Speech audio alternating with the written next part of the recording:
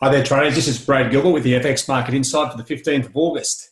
All right, as we move into the Asian session for Wednesday now, the major currency pairs, they're still being dominated by the geopolitical situation, even though the Turkish lira situation has settled down somewhat. Every time Erdogan, the Turkish PM, opens his mouth, it just gets belted, or the euro gets belted. So the less he says, the better. But let's just have a look at where the majors are now. The Aussie does have a nice sort of gentle slope down. Like yesterday's price action, even after the weak Chinese retail sales figures and industrial output numbers, pretty much traded sideways, and it just had a bit of a dip yesterday. As I said, once Erdogan started speaking, the euro took a little bit of a fall. Just below that, 113.63. A bunch of previous lows there. So it's just taking out a few stops, but it hasn't gone far, right? And that tells me that this is by no means a trend. It's just, a bit of a reaction to what Erdogan's saying. So now the UK, very weird price action here on the unemployment numbers. The claimant count change, well, not much change there. The unemployment rate improved by 0.2%, which is pretty good. But it's only a small factor in the whole scheme of things. So, but the average weekly earnings were slightly off by 0.1%. What we saw was basically a 30-point spike from 127.90 up to 128.20, and then it started to drift lower from there. Once again, I think more on the back of the euro than anything else. I mean, there's still these rumours about Brexit and no deal, etc., but it's a bit hard to work out. Now, I'll come to the news in a second, but OPEC and there's some aggressive fund managers. As I said, the aggressive fund managers, particularly out of the US, they see weakness in a currency or a situation, they will hit it hard. And some of them are calling oil up to $150 with these Iran sanctions. So just keep an eye on that. Funnily enough, they've come out with their little spiel, and oil has dropped a good $1.50. So I don't know what they're on. But dollar caddy's moved in the opposite direction to the oil move there, a little bit tricky. Now, dollar yen is usually the sure sign if there's major geopolitical tension. And if anything, the dollar's rallying here, which tells me no one really gives a toss about the whole safe haven issue with regard to Turkey at the moment. It's like a storm in a teacup. The Kiwi continues to plot along sideways as well.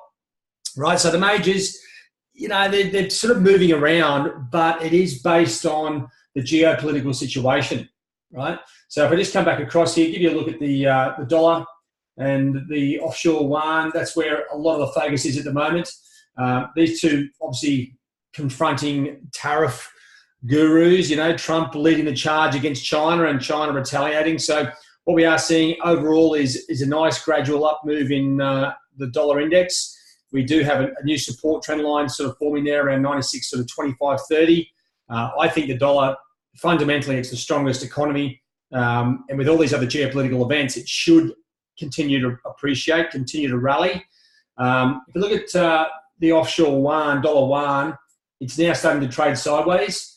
And it's becoming a little bit more desensitized to a bit of the movement now.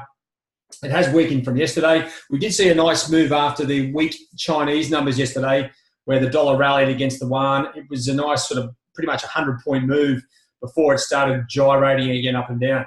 So that's where we are. Like US equities, like once again, if this situation in Turkey and all these other geopolitical events were massive, you'd see a lot more volatility in the equity markets. And at this point, we aren't seeing anything.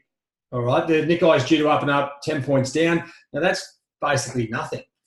All right, so then you come back down through the numbers, and if I just come back across, I just want to, actually while I'm there, let's just have a look at the, once again, you'll see once you start to flick over to the general news channels, what's driving what. Once again, if you come over to the main Thomson Reuters page here, it's all about Turkey. There's a bit of Brexit over here, Turkey. It's a mad Turkey shoot, right? So they're all talking about Turkey. They've got nothing else to mention. Now, and this is where I was saying about the hardcore hedge funds saying oil's going to go to 150. Yeah, they're in dreamboat land there. But as you can see, there's no real focus on fundamentals. No economic fundamentals are really coming up at this stage. So the what we're looking at is, if we come back down to where the focus is, like each day you come back, you check your technicals, see where the currencies have gone, see what's been impacting the currencies, and you're trying to work out where the next best trade is. Where's my money? Where can I put my cash into a trading situation here? So when I come back to look at the opportunities for the next day, first of all, I look at obviously the trading conditions, and you can see that the geopolitical situation is still in control. Okay, it is waning, but at this stage, that is still the major focus. And then you come back through and look at the upcoming events today to see if any of the currency pairs that, where there are significant bits of data. Now, these may create some momentum in the currency pairs they're related to. Okay, got the Aussie wage price index. Now, that's a pretty solid number.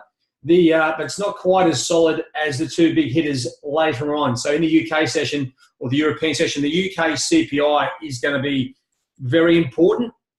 Hopefully, we get some sort of variance here in the number to give the currency clear direction. Now, it is in a bit of a downtrend.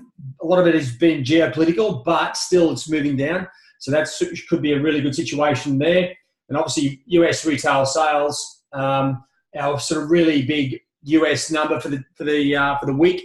We do have industrial production numbers, US industrial production, about an hour later as well. That could come into play, but the retail sales is a really hairy, in-your-face number, and that will really tell us if the US economy is really ticking along or not. If these numbers are strong, well then, it's going to put more upward pressure on the US dollar, that's for sure. And that's pretty much it. So we've got three major releases that you need to focus on for the next sort of 24 hours. Geopolitical situation still dominating, and that's pretty much it. Now, don't forget, when we do cover the, and I'm looking at the overall majors here, right? And I do look at the economic numbers which are coming out. Now, don't forget, there are other bits and pieces coming out. Now, there's no need to focus on every number that comes out. We're focusing on the numbers that are consistently high impacting. So the wage price index, obviously with the UK CPI, now you've got the retail price index there as well, and the PPI. So don't think, okay, I'm just going to look at these numbers. You're really looking across the board, even though the CPI number is the key number. All right, so don't just get blinkers on what's on our calendar. What I'm trying to say is, and then you come back down to that North American session, it could really light up. Now, a lot of the moves have been happening during the North American session. We do have, obviously, the retail sales figures, very important.